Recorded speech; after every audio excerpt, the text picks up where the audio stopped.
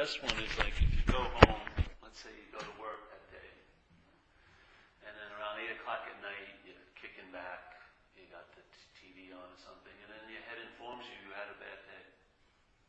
Yeah. If you were alive and you were in the day, wouldn't you know it was bad when it was happening? Why is it like 10 hours later your head tells you it was bad? It breaks the news to you. I mean, you're the one that was supposedly living that day, I would imagine so.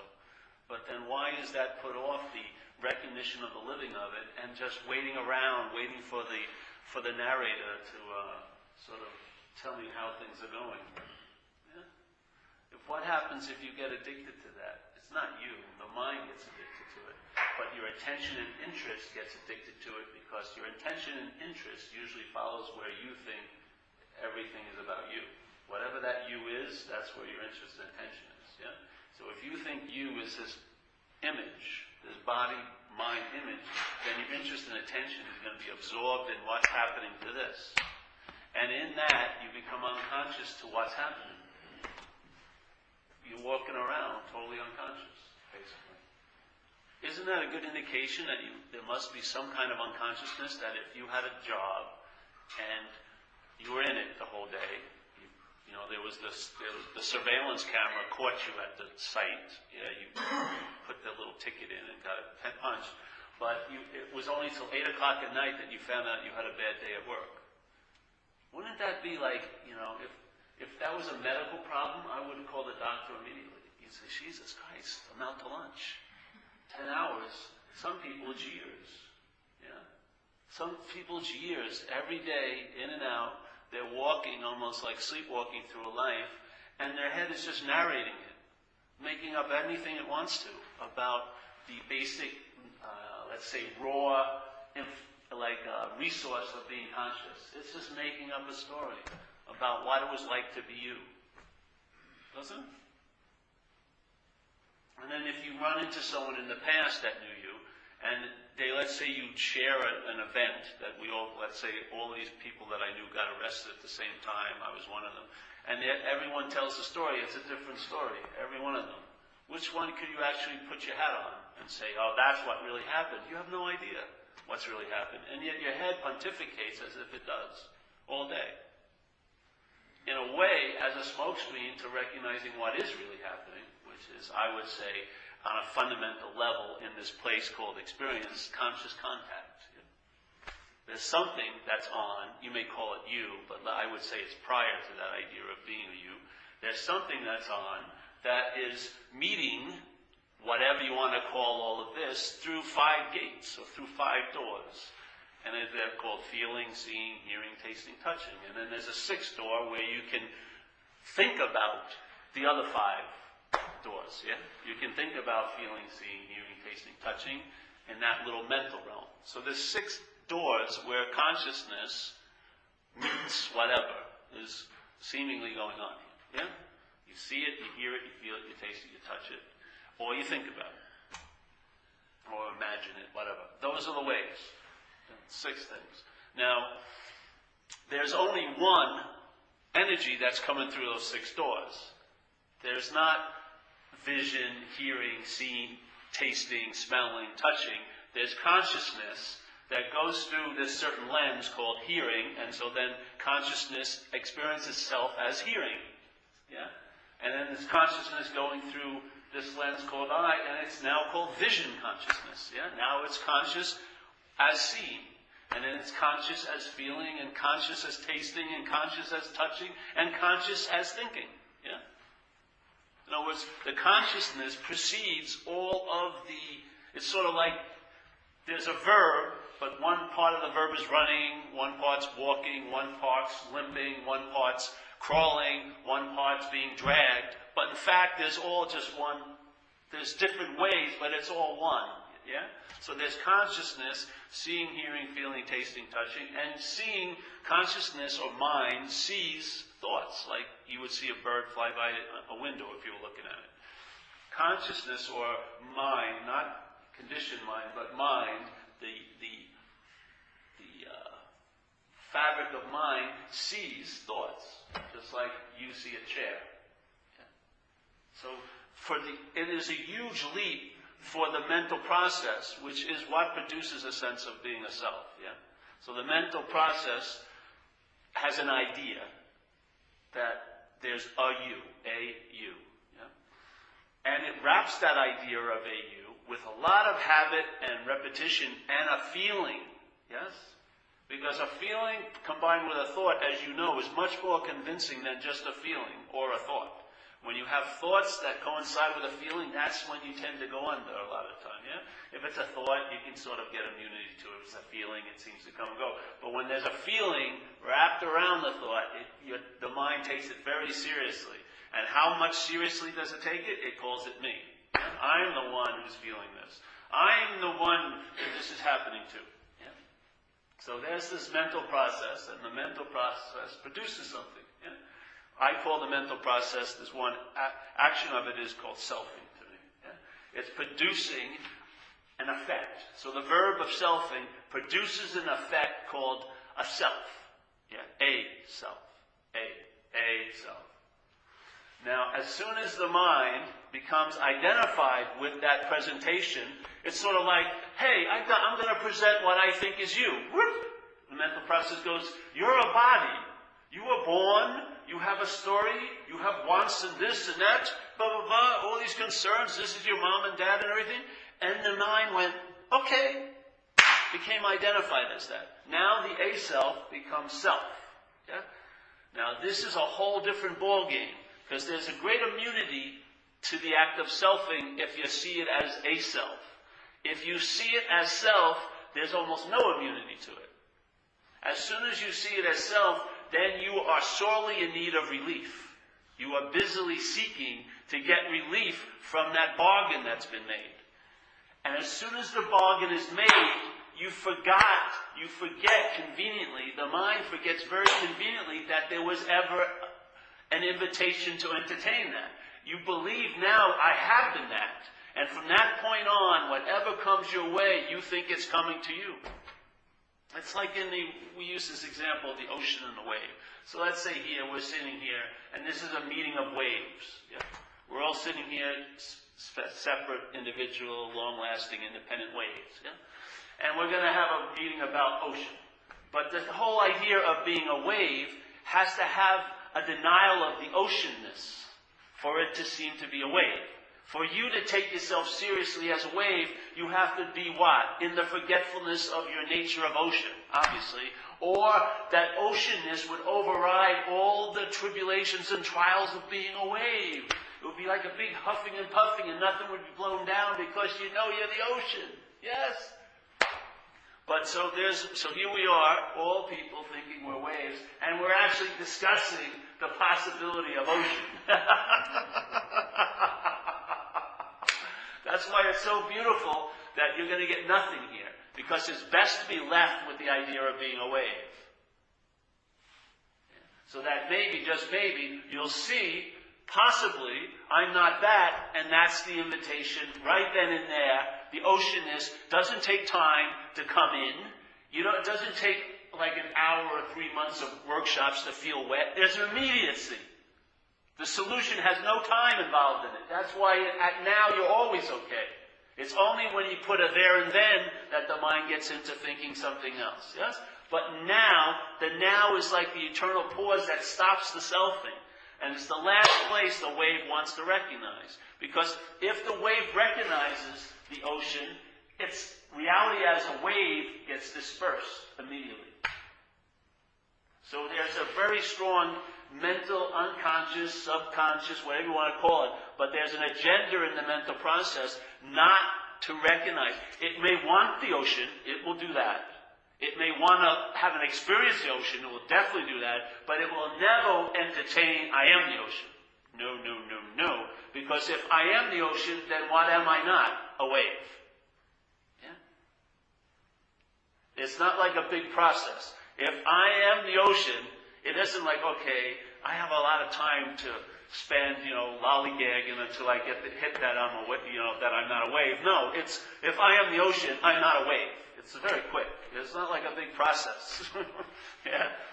I mean, you've gotten hits of it already many times, probably a lot of you.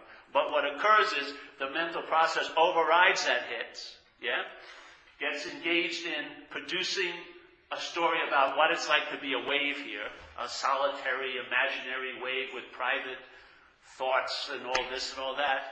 And the last thing it wants to come in contact with, which is everywhere and all the time. It just doesn't want that to occur.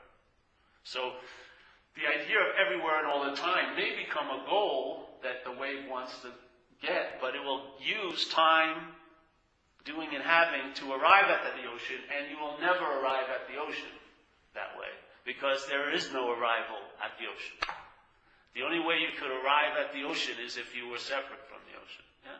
It's like the bubble hanging over the ocean thing going, oh, I long for an experience of the ocean. Oh, I long to merge with the ocean. Ah, la, la, la. All the while, as it's longing to merge with the ocean as a bubble, that's sufficiently the separation. It's when the bubble gets popped, then it is ocean. There was no longing or desiring or wanting. That's all mind. It's all mind. Wanting something is the greatest way to prevent you from ever getting you are that something. Yeah. That's the whole point. The whole desire to get, let's say, liberated, you're freed from it. There's no freaking desire at all to be liberated. You see there's nothing to be liberated from. The whole way it's set up here by the conditioned mind is not the way it is. All of this is an appearance of waves. Yeah? Allowing our head to lose the sense of the depth of the ocean and just be concerned with the trivialities of the appearances. Beep, beep, beep, beep, following it. Is that wave beating me to the shore? I don't want to break at Stinson Beach. I want to break at Malibu. Oh, who dropped that? I want that seashell. Who got that seashell before me? No, no, no, no. The importance of being a wave can only seem so important when there's the denial of ocean. I'm serious. There's no way. If the denial of ocean wasn't there, you wouldn't take this thing so fucking seriously. You wouldn't. And that's the freedom. The freedom is from the bondage to self. What is the bondage to self? It's a mental activity. It's an interpretive system that interprets sensations and causes them to be spun and then to wind around an idea, a central idea, and then your interest and attention circles it like flies around shit. Yeah? And so you can't think of anything other than how everything pertains to you.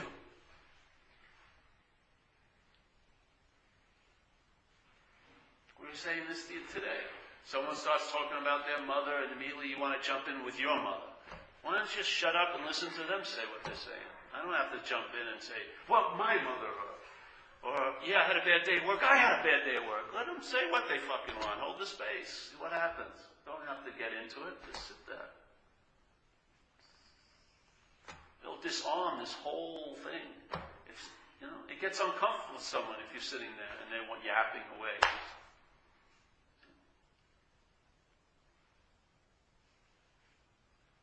But the head wants to engage, yes? It's sort of like, it's like a secret salute we do to each other. Selfie, yes. I'm in there. Everything was great, but that's the beginning of the world. You ever listen to me? I've gone to a lot of these meetings, unfortunately. People will say, oh, the light, but, and then the reality of their world comes in. But, B-U-T, the whole world comes out of that ass. B-U-T.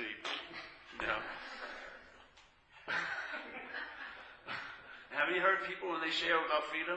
They always bookend it with, but I'm still crazy. They just fucking have to tie it to that. They have to tie to that allegiance of conditional mind. They're afraid to have the balls to just stand alone and stand free and say, fuck it. Jeez. No. It still has a big wallop.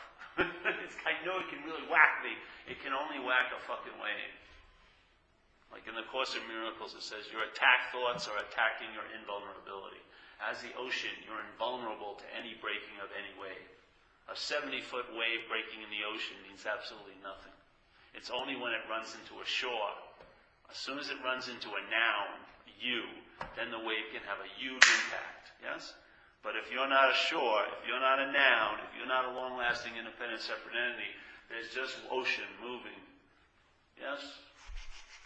Things are happening. And they're not happening to you. That's the great news. And you don't try work on that view. The view gets adjusted. By recognizing you're not that, your view will get adjusted accordingly. I'm serious. How could you adjust your own view? It's not your view. There's no you to adjust any view. One of the biggest view is there's a you. And that's what gets adjusted. When you entertain I'm not that, you start seeing anew. Like Jesus, I think he implied, saying, you'll have eyes to hear and ears to... What? Eyes to see? Oh, eyes to hear would even be better. You have eyes to see and ears to hear. Yeah. Something changes. The reference, the fixation, the flag in the river, yeah? Life is like that verb, and the mind just wants to stick a flag in it and say, this is where I am. Yeah? This is the river, but it's just moving water. All it is verbing. How can you say which is the river? The river connotes or signifies something. It never captures the essence of it, yes?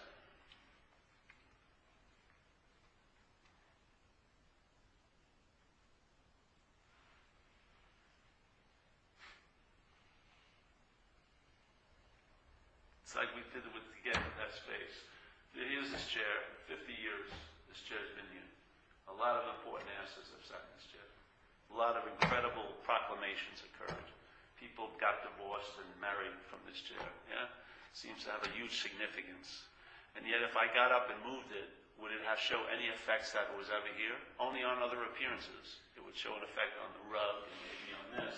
But in the space, there would be no history of that chair. There would be no tattoo of it.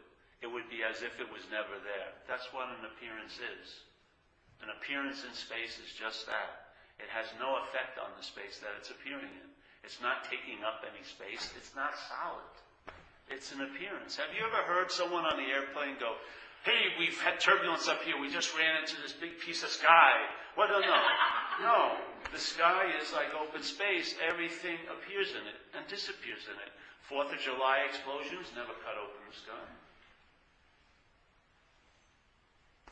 Terrible, heinous acts have probably been done on airplanes and nothing. There's no effect on the sky. The sky is like a good example of mind, that open sky mind. It's like that. Our nature is of that, not of this. This is the nature of an appearance. How can you tell? Easily. Even if you don't even want to go far in a stretch of entertaining it, you appear, and therefore you're disappearing. That's the nature of an appearance. Something that's real overrides that. It doesn't appear and then disappear. It's always so. What's not real appears and disappears. Yeah? This body, though it seems like it's been here a long time, but that's just like a perception of degrees. Because let's say a bug, we go with this, that bug maybe has a day life. Let's say it got up late that day. He got up at 11. It was underneath a flower or something. And he woke up. Jesus, this is my only day. And by 1 o'clock it got squished. Yeah? But to it, that was a whole life. It's all mental conceptions that this seems long. If you look at it, it has the exact nature of that bug. It appeared, and it's going to disappear. But what was there prior to the appearance, and what was there during the appearance, and what was there after the appearance? Well, let's say we can't really know what prior to, we can't know what's after, but during, there it is.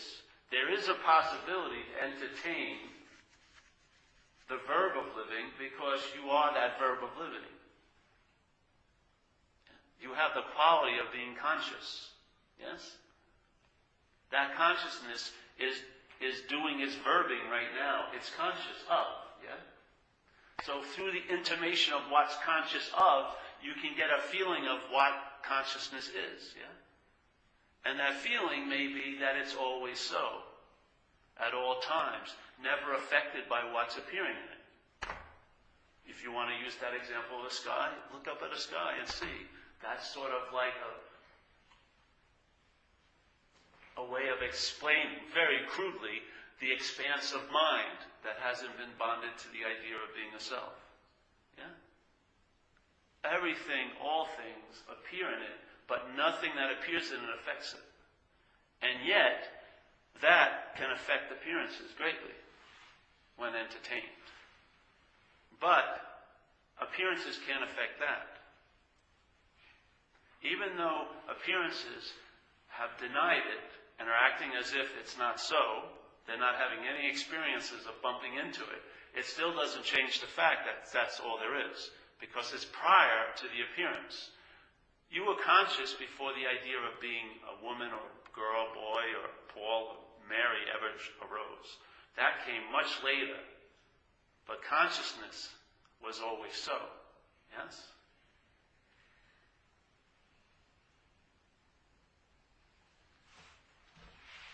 So here's the space.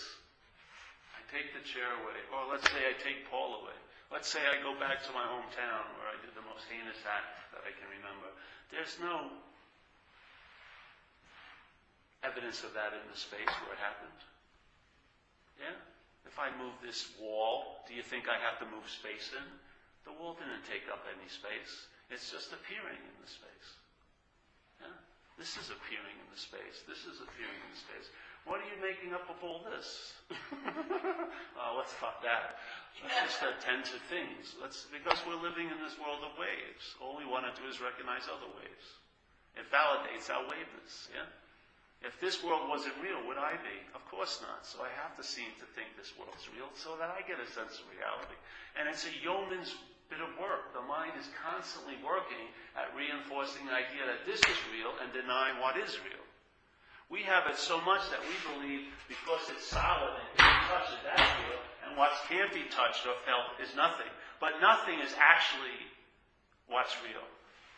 And all this something is just an appearance in it. The real mother and father of all is nothing. Some things, our mind is engaged in the realm of some things because it's a something. That's what it's identified as, this, or something. It cannot entertain nothing truly as a something. You can receive an invitation as a something, but the entertaining of that is nothing entertaining nothing. Yeah? That's what I have total confidence in. I don't care what people do with this because I know once it gets through the conceptual mail slot, the conditional mind will look at the envelope, see there's nothing, throw it down, but the mind may come over it and go, hey, what's that? And the invitation is, I'm not that. Oh! When the large mind goes, I'm not that, what does it do? It stretches its own innate muscles. So instead of entertaining peace as something I may get by doing and having, it recognizes peace as its own nature. It understands serenity and knows peace. It has a new attitude and an outlook. All of these with no time involved. Yeah? Doesn't mean you get a flood of peace and that's it. Here the flood is that, and it may appear to deepen over time. But that's just the effects of being in a seeming movie of appearances, yeah? But the message is not of time. The message is immediate, timeless, bing. It's like whack. It's prior to even a whack, yeah? That's the freedom. And it's truly reliable. And after all the time, your life, this life, has been spent relying on something that's unreliable. What a refreshing change to actually find yourself resting in something that causes and promotes more rest instead of agitation. You have total faith, every one of us in this room. You have an incredible amount of faith. But what happens here is faith is like an energy that manifests by the vehicle you put it in. If you put it into your daily thoughts, you're going to have anxiety. Because the future is going to seem real to you. It's going to appear as real can be. It's going to override the appearance that this is real. This is much less important than that, and then and there. Obviously, your head loves to dwell in the mental realm, doesn't it? It loves to think about what's not happening. And then it actually produces effects out of a causeless place. It's mind-boggling to me. What's not happening has no semblance of reality. Even in this dream, you can't transport next Friday here.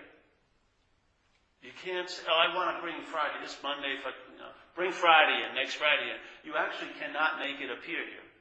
And even if you think it's happening in your head, if you shared it with other people, they wouldn't believe you because they're living next Saturday or 2 years ago.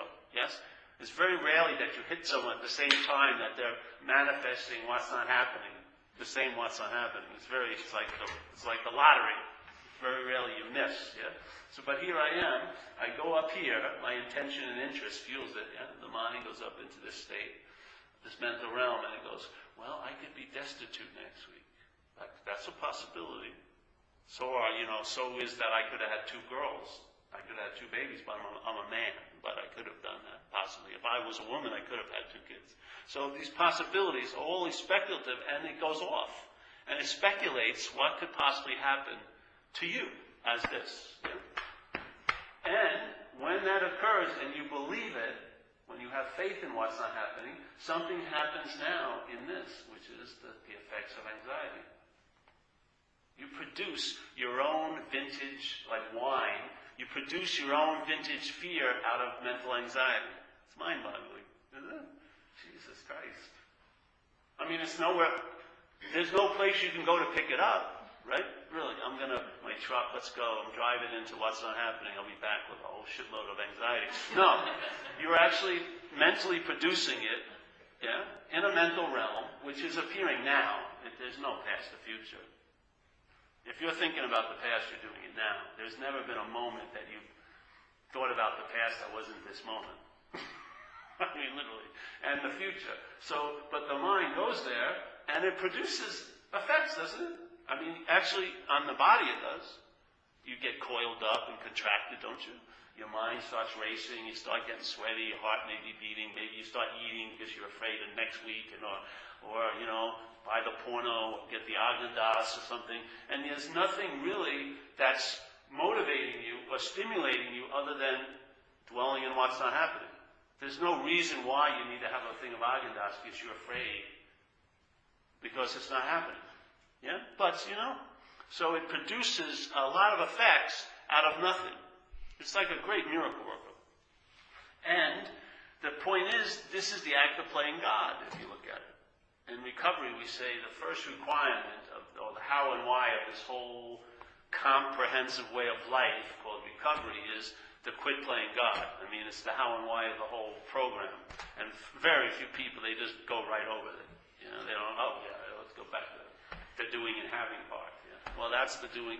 Part of you believing that doing and having is the only way to get somewhere is playing God. You're stuck in one modality of doing and having, and it may apply to getting a job or making a sandwich, but it does not apply to knowing life from your own nature. It does not apply to that topic at all. You cannot do yourself and have yourself into this because you are already that. Yeah. So here I am, and all this poor body is it's like the canvas of expression. See, I paint on the inside and it comes out the outside. Liver problems, beady eyes, and all this other shit. But you can see who's devoted to what. A mind devotee is, instead of like this, they're like this. Worry constantly about nothing, really.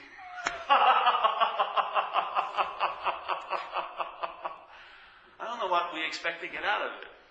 I think it's because we're afraid we'll be saved from the impending doom we're really afraid of by tithing a little bit of fear every day. Maybe it's like King Kong in that village, where they put the girl out there once a year to appease King Kong so it wouldn't run roughshod over their village. Maybe that's what we do with our little gorilla of impending doom. The forbidden door of the mental realm. Don't go there! That's what you're really afraid of. You're really afraid of there. Do anything not to go there.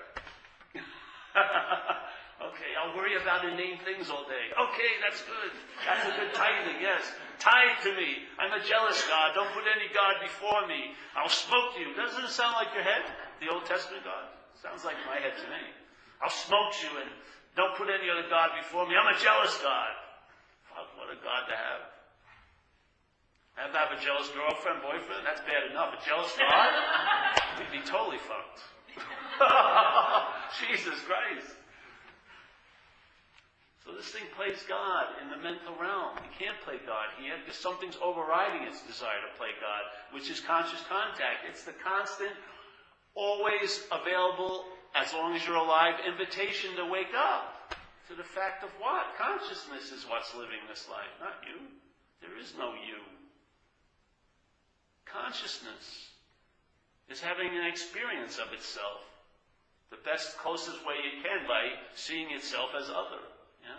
It can't have an experience of itself, it's all there is, but it can do a pretty nice trick by going, all right, I'll just come, it's trippy. It's here we are, and there's this thing called subjectivity, right? Or consciousness, let's say. Or it's spirit. And yet then there's all these bodies, and we're like all different camera locations. Yeah? With a camera and a tripod. And this subjectivity is coming through all these camera locations, and it's seeing itself as other. And having a different experience through each location. So 2 billion experiences of its appearances as other. Can you imagine how incredible that would be? Consciousness, all it is pure subjectivity, is coming through here, and we're conditioned to believe we're the subject. That's what makes it juicy, I think, for it, right? And so now the camera thinks, I'm the one that's seeing this. This is my life, and yet it's all subjectivity coming through, but we take ourselves to be the subjects. We don't. The mind falls into it. So we're having a subjective life, but really what it is subjectivity. Pure subjectivity, yet it's having a subjective experience. That's pretty trippy. Eh? Don't believe anything I just said. I'm just going riffing. I have no idea if that's what's happening. You don't even need to know. It doesn't matter. It wouldn't help you at all. For me, the only thing you need to know is you're not that. That's all you need. I'm not that. Whatever's presenting as me or talking as if it's from me or it's talking as if it's talking about me, to me, that me and all of the activities, I'm not. What I am, I could care less.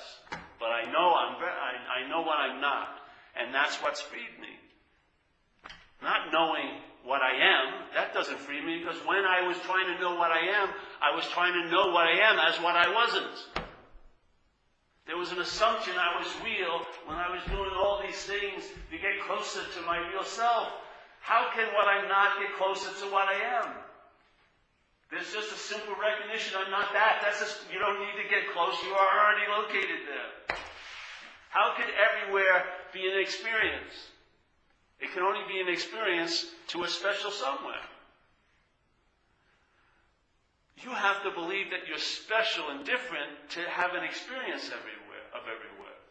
The true recognition of everywhere is there's no special somewhere. There's no special gated community called Paul that's entertaining. Oh yes, let's bring a speaker of everywhere into my little realm of Paul. Oh, I really liked what he had to say. Okay, I felt really good, but I'm going to go home and think about it. There we go. The message is totally snooted. It's not the message that's snooted. It gets neutered by who thinks it's hearing the message. Yeah? If what's not happening is assuming it heard it, that's the way it blocks off the recognition of what's happening. It's unbelievable, man. And no matter how much you try to get it as what you're not, you never will. It's impossible. No matter how long you're willing to wait, I want to be there when I get it. You're going to be waiting. Your appearance is going to disappear before that ever happens. Yeah. So this is a simple solution. I'm not that. How it started with me, I heard someone like this, probably much nicer than me and not clearer, but I heard this message and I entertained it. I like to use that word, entertaining, because there's no command. It's not a conscription. It's not a draft. It's not, I should, now that I heard this, no, none of that. It's an entertaining. Let mind entertain it. See what happens. You know? I hear something, the gatekeeper, the doorman immediately wants to, hey, you're not invited here. No, but if it gets through, it starts moving around and opens up some areas my conditioned head conveniently keeps closed, and then he's done. And things start getting clearer. Blue becomes blue, red is red, things become obvious. And then it's so damn obvious that, well, I wouldn't want to say that you couldn't believe you never got it, because that doesn't even come up either, because there was never a you that never got it before. In other words, See, that you that thinks that it's stopping you from understanding this is also playing God. Nothing can stop you from understanding this. But you have to understand it as it, not as something else, or you won't. Yeah? There's got to be so I'm not saying try to learn what it is, just learn what you're not. And if it resonates with you, entertain it and see what happens. If that stranglehold of the mental process loosens up, what's going to occur? The mind is going to appear as sky instead of as a cloud, you know.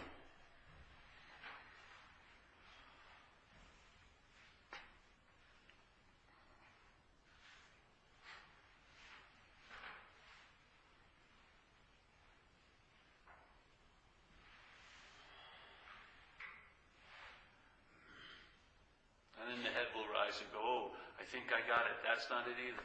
There is no authentic self. It's never going to appear. It's going to appear many times, but in that appearance, you know it's not true. The head will sort of assume any position to claim. Yeah. So when it knowledge starts breaking on it. It doesn't know what to do with it. Then it does. It says, well, I'll just claim it. I'm getting really clear. I think I finally landed in my authentic self. Everything else was states of mind, but this is the beingness. No, that's a state of mind also. There is nothing other than states of mind here. In this giant, contextual, all there is. Yeah, that's all that's happening here. States of minds are appearing and disappearing, just like bodies do. The body may seem to have longer and more easily defined because you see it on this and this and this. But states of mind are arising the same way. They're arising, departing, arising, departing. The state of mind of selfing arises and departs, arises and departs. But the selfing has a great strategy. It gives a feeling of being continual. So it overrides the gaps of its own act, like it drives over them like speed bumps. It just has a sense that I'm a continual Paul. Yeah? It's just a sense. There's no evidence backing it up. It's just a lullaby. It sings.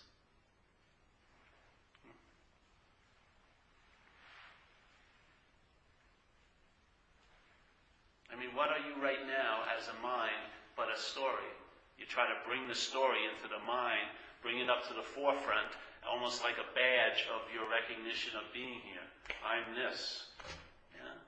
Because there's nothing solid behind it. It's just a mental story being presented all the time with one thing to back it up, physicality. The identification as the body. That's the only thing it has to make it seem solid and real. Have you ever worried about spirit? Have you? I mean, can you sit and go, let me think about what my spirit could be doing 10 years from now? I wonder what condition it'll be. I think it's going to be in bad shape.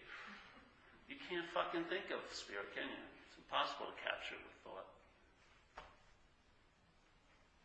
But the body, forget about it. You can think about it forever, right? Obviously.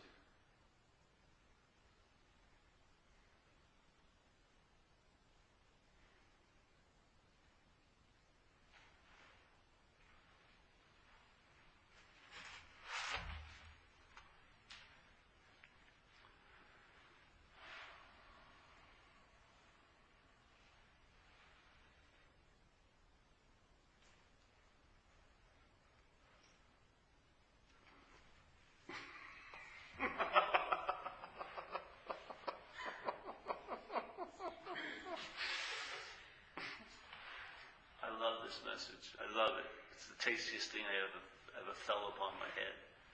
And you'll never get it. You never can get it. It matches your ability to entertain because of its infinite nature. Isn't your mind tired of entertaining the same old, same old? What's going to happen to me? I don't feel good today. How am I going to get this hernia operation? Oh, what about my fairy princess? I'm still driving around junior high school like I'm 18 years old. I'm a 57-year-old guy. Wow. It's fucking insanity. The mind is like stuck in whatever that thing's called. Back to the Future 8. It's just like, come on. It's like you went to that trough, you put your pail in there, it didn't bring up any water, but you're still hoping. I bet you there was water there. I just didn't let it go. No, there was no water. It was just a mirage. It appeared to be water, but it wasn't. Yeah. It's always dying to be special in all of its suffering and all of its little acquisitions and goals. There's nothing wrong with goals and success or anything, but it's great when there isn't anyone that has it. I mean, then you can let the success blossom as much as it wants. If there's a you, you're going to sabotage it probably, because it's going to hit a wall where you don't think you deserve it, so you'll have to fuck it up. Yeah, but you can let life go on unimpeded if there isn't a you. Yeah, if it wants to bring you joy, fucking far out.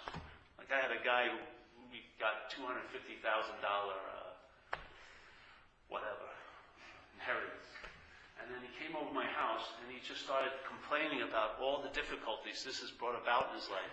Should I tell my friends that I have them? I said, hey bro, give me the fucking money. I'll be enjoying it, and like as soon as you leave, I'm going out.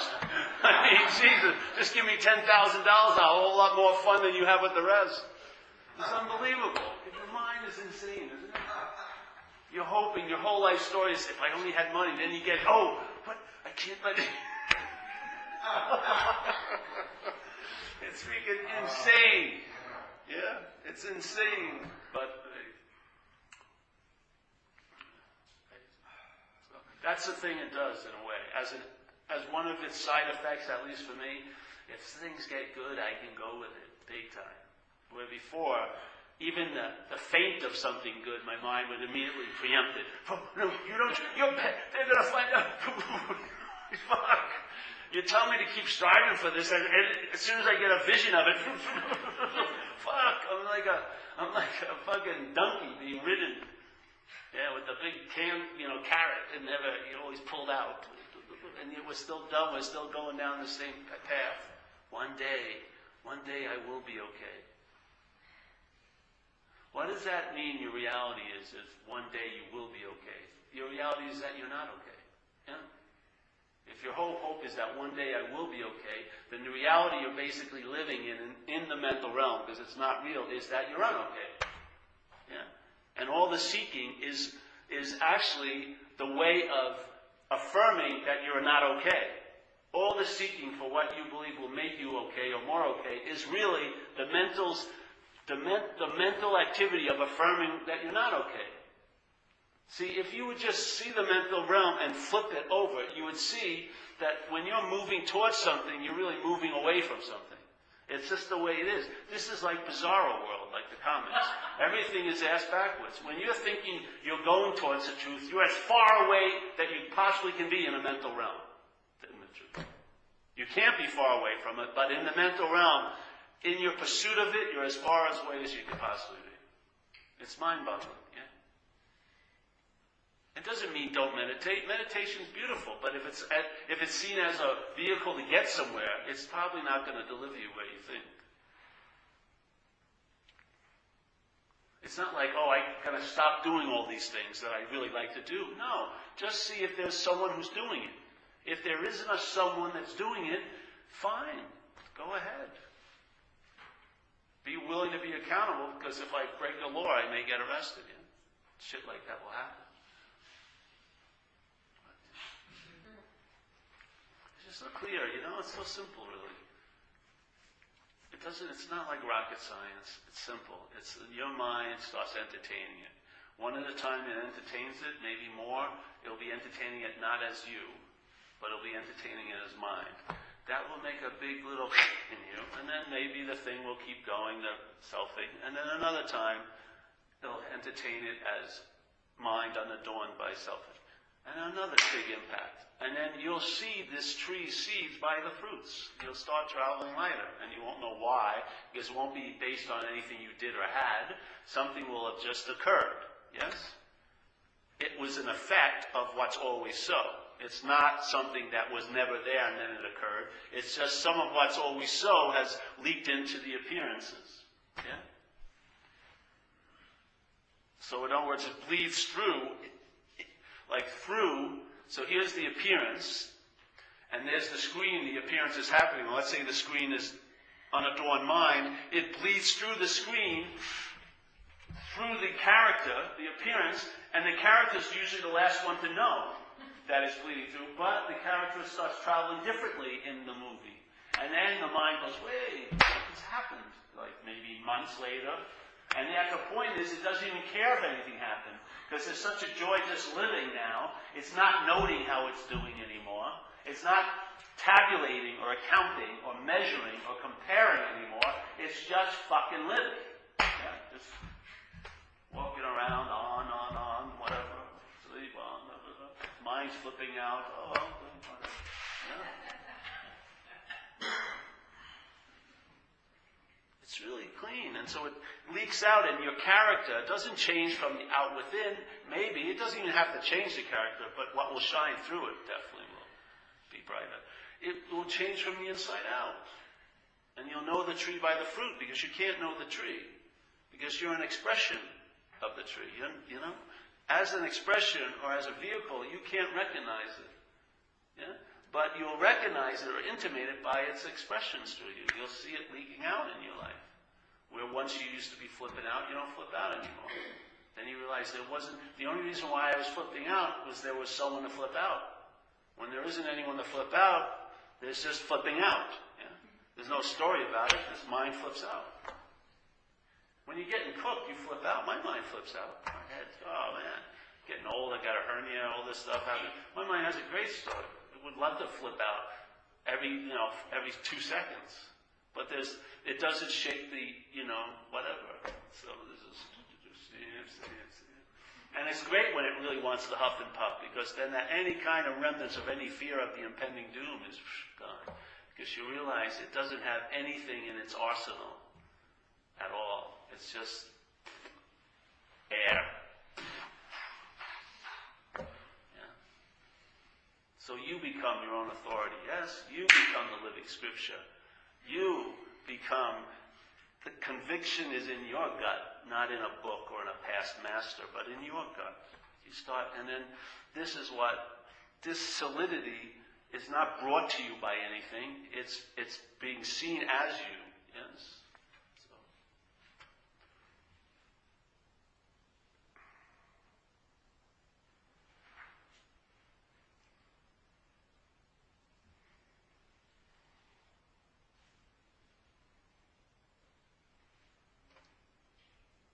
Questions? Yeah? Like Santa Cruz? No? Good. I have a question. You missed the up. All right, go ahead. Oh, which one? Yes. Can you retell the story about a pauper and his diamond? Can I retell that story? No, yeah. It's an old story, an old Indian story, not Native American Indian, where there's a lot of variations. But this one is there's an old man that's been begging at the city gate, for his whole life, and he's always asking people that go by, hey, do you have a coin for an old man? I'm a poor, wretched old man, whatever. I was orphaned, and this is my lot in life. Please show me some mercy. And people sometimes give him money or not. And one day a man walked by and he did the same spiel. Hey, I'm a poor. And the guy says, hey, look in your pocket. And the guy won't do it. The old guy says, no, there's nothing in my pocket. The man says, just look in the pocket. And the guy goes, no. I know those pockets for 40 years. I don't have any money in there, nothing. He says, okay. And the guy walks away. So after the day of begging is done, he goes back to his little hovel where he's going to sleep it off. And when no one's looking, he puts his hand in his pocket and he finds the diamond. Yeah? So all the while he was acting as if he was such a poor man, he was rich as hell. He just never looked in the pocket. He thought he had looked, and he thought he hadn't found it, and he had dismissed it and never looked again. This man just invited him to take a look. He didn't say, you have to look or whatever. He said, hey. When he said, oh, no, the guy walked away. It wasn't like, no, I'm going to stay here until you look. No, fuck it. You don't want to look, don't look. I'm just telling you, that's the best I can do for you.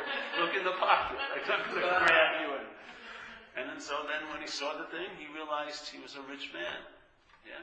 Did he have to, maybe he went back the next day and he appeared begging for food because that was the habit, but he must have had a smile on because now he knows he's rich. That's sort of the same way in this world. Hold on 1 second and we'll get there.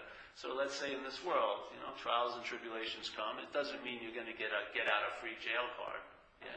But you may go back to where you are, but you'll be doing it a lot later because you realize there's a diamond in your pocket. Yes? You found what you may have been looking for all the while. And there was nowhere to go or nothing to do.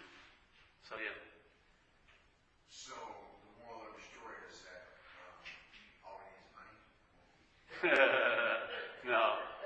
Well, the moral of the story is that there's a diamond inherently in you. Yeah? Your vision or your looking is always predetermined and habitually going out. And when you look in as a you, which blinds you also. But the diamond is always there at all times. The moral of the story is yes. Yes. You are that. You're a rich man betraying a pauper. Yeah. It's a lovely story, yeah? It's simple. It's like they say in spiritual whatever things. Gateless gate, yeah? The open secret. These little statements, yeah? They sound a little strange. The gateless gate. How could it be a gate if it was gateless? Exactly, yeah? There's no doorman or gatekeeper or something that says this is in and this is out. There's no gate, yeah? Or the open secret. How could something be a secret if it was open, yeah? A secret's supposed to be hidden, not known, yes? If it's open, then it's not a secret. Well, this is what it is. It's a secret in plain sight. Every time you're looking, that's seen. Like St. Francis said. You were saying earlier that, we see with our eyes, with all consciousness, so it's kind of the same thing. Exactly. It's not really a secret, we just aren't using... Exactly. That's it. That's exactly, in other words, the invitation is right now. Exactly. So, like St. Francis says, he said, what's looking? I like the word what's seeing. So, let's say what's seeing is what you're looking for. What's seeing is consciousness. The thing that thinks it's looking is that idea of being a you. That's what's blinding it to the seeing. It's you looking is what blinds you to seeing. In other words, almost any form to me of looking in this place is a form of blindness to the seeing. Because you're trying to improve your looking as if it's going to transcend or transmit or transmute into seeing. It doesn't. Looking is a fixed reference coming from here. It's seeing, but it's being interpreted as looking. That's the blindness to the seeing, is the interpretation. I'm not going to try to change, my looking is seeing. I'm just going to look, there's no my, that's seeing. See? The my is what's making it looking, not the looking. The looking isn't disguising itself. I'm going to disguise my seingness as looking. It's the my, when the mental process claims seeing, it turns it into you looking. So what you are looking for is what's seeing, which is happening every moment that you seem to be looking. Yeah? Yeah, the exact moment, that's the invitation. Seeing is in the shell of the interpretation by the mind of what's looking. What's looking is a mental interpretation of seeing. Because you assume what's looking is you. See? Yeah? That's what's blinding us to the natural seeing, is that we're identified with seeing, but we're calling it looking. See, it's a perfect way to have seeing disguised, like an open secret. It's right out in the open every moment, conscious context occurring, but we're not noticing it, because the mind has presented us as the one that's conscious. Yeah? I'm seeing, which is a way of looking. Yeah? Yeah. That's the beauty of the message. It stops the selfing in its tracks, and there'll be a break or something, there'll be a seeing unadorned with the interpretation of looking on it. Yeah? And immediately, the whole structure of you as a self starts getting eroded very, very strongly. Yeah? Because it's all based on the act of claiming. And the primary thing it's claimed is conscious contact. By saying, I'm seeing, I'm hearing, I'm feeling, I'm tasting, I'm touching. And there's no need for an I to be seeing, hearing, feeling, tasting, touching. It's just what's happening through the apparatus, yeah? Yes? Okay, now that you have it more thoroughly confused. So if I seek God, if I seek insight, if I seek enlightenment, if I seek awareness,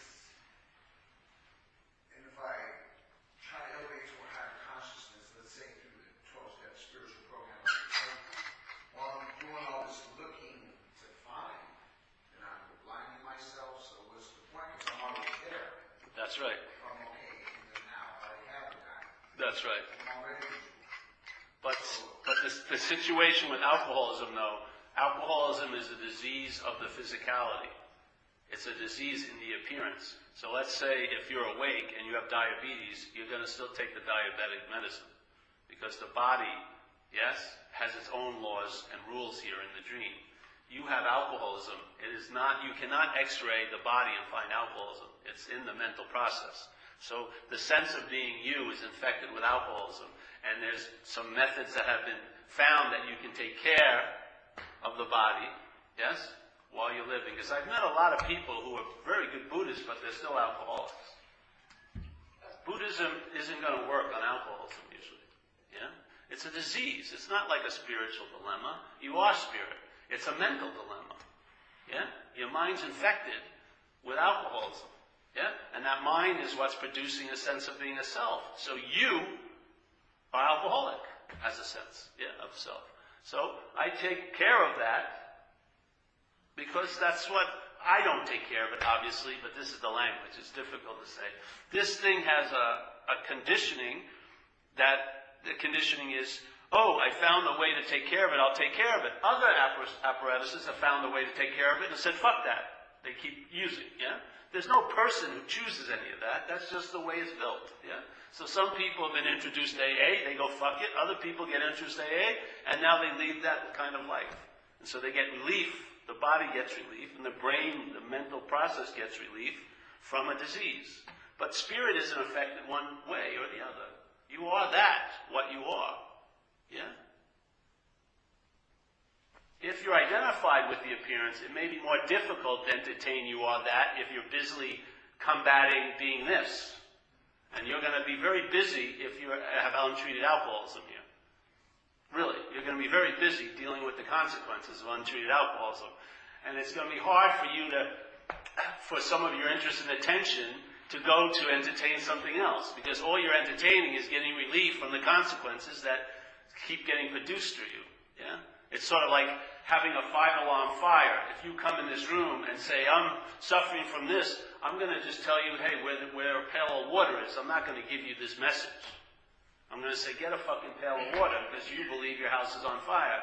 When you have alcoholism, yes, and it's untreated, you're probably going to believe this is a real place. That's just what I've noticed. Yeah? You may want this message and use it as an advantage to get some relief, but it doesn't hold water. Yeah? You'll be thinking, oh, I don't have to do the steps, I'm not that. But I'll tell you, you'll see what happens here. Because this is a place of appearances, yeah? Not being an appearance doesn't mean there isn't a concern or taking care of the appearance, because that's not coming from spirit. That's coming from the apparatus. You may have that concern built in, then follow it and take care of the disease. If you don't, buckle up. You're going to have a rough ride. Yeah? Yeah. People get confused. They think, if I knew this, therefore all of that wouldn't mean anything to you. None of that means anything to you, literally. But it doesn't mean you don't do anything. See? There's no you. You can't apply third-dimensional thinking like this, like they say in recovery. The third dimension is this place, yes? This world of concepts and doing and having and thoughts. You can't apply that to the fourth-dimensional thing. It's impossible. So we try to think, well, if I'm not really this, then there wouldn't be anything I needed to do. You've never done anything. There's never been a you to do it or not do it. This whole act that you call your life, the selfing is still trying to write its relevance into the story. You really believe somewhere you have something to do with it. You do. I've watched it. It's like the one nub no one will give up.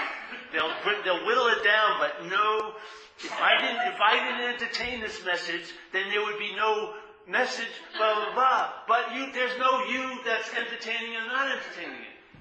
There is no place where you appear to have relevance. That's the real rub to the mental process. It does not like that. Yeah? It just wants to get its. I'm important in this. I know it. I can say no to God. That makes me really important. But knowing God is based on you, isn't it?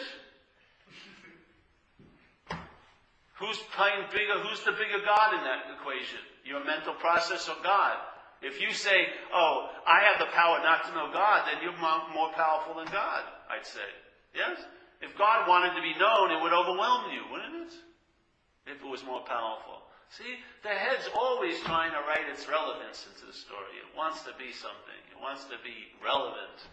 So it's sort of like, it's like that paper shade. It wants to be the paper shade that seems to block the sunlight of the Spirit into the room. All right, I'm not going up. No, you'll have to practice years for me to move an inch. No, there is no fucking shade. The light is on both sides. There's not light over there, and then you are not in the sunlight of the Spirit. You are the sunlight of the Spirit. Yeah? And conversely, if you have a dilemma here, if you have diabetes and you don't take your insulin, your body's going to go through suffering and you're going to die. If you have untreated alcoholism, you're going to die. And it's probably going to be a rough road. No matter how...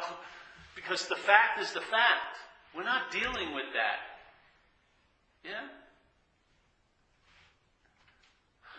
There was never a you that was stopping it. And there's never a you that's saying, oh, come on in now. There wasn't. You have absolutely, seriously, no relevance whatsoever. Yeah, it's great news. If your mind can get over it. Doesn't particularly like that news. But I'll tell you, it's sort of like implodes and then it explodes. There's a freedom in it. You're really not that much. Like my friend was doing Google search and, looks at his house and goes on and on. And Jesus Christ, I was producing a lot of drama in that kitchen today, but now I look at this. What the hell? But in the kitchen, it's very important, but same, yeah.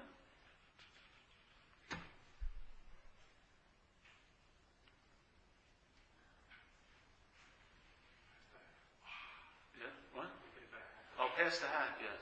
That's our lucky hat now. There's a pen in there, so if you want to write any checks, you can. Hey, we only have one more of these next week. Then I'm going away till 29th of August. I don't know, I may, my hernia ruptures. You never know. I hope it ruptures in Sweden. They'll have to take care of me.